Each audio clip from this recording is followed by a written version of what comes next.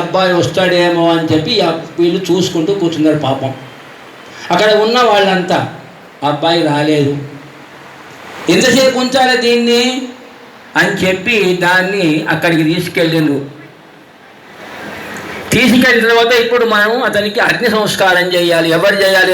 నాకు అవకాశం ఏంటి, నేను చేస్తా అని ఒక్కొక్కరు, ఎందుకని ఇంత విద్య నేర్పిన గురువు గారికి నాకు అవకాశం ఏంటి, నేను చేస్తా, నాకు అవకాశం ఏంటి, నేను చేస్తా ఉన్న విద్యార్థులంతా అందరూ పాపం ఇలా వాళ్ళు వాదులాడుకుంటుంటే మన గేటు దగ్గర ఒక అబ్బాయి నించున్నాడు, 16 ఏళ్ళ అబ్బాయి.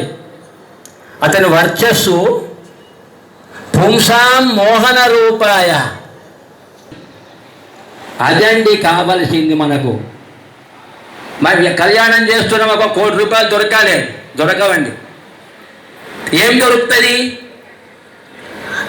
లంకలో సీతమ్మ వారిని అతి కష్టపడి వెతికి వేసారి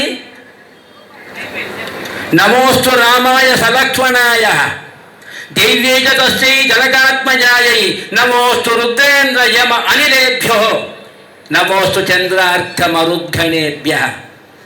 వెతికిండు ఎక్కడ అమ్మవారు దొరకలే.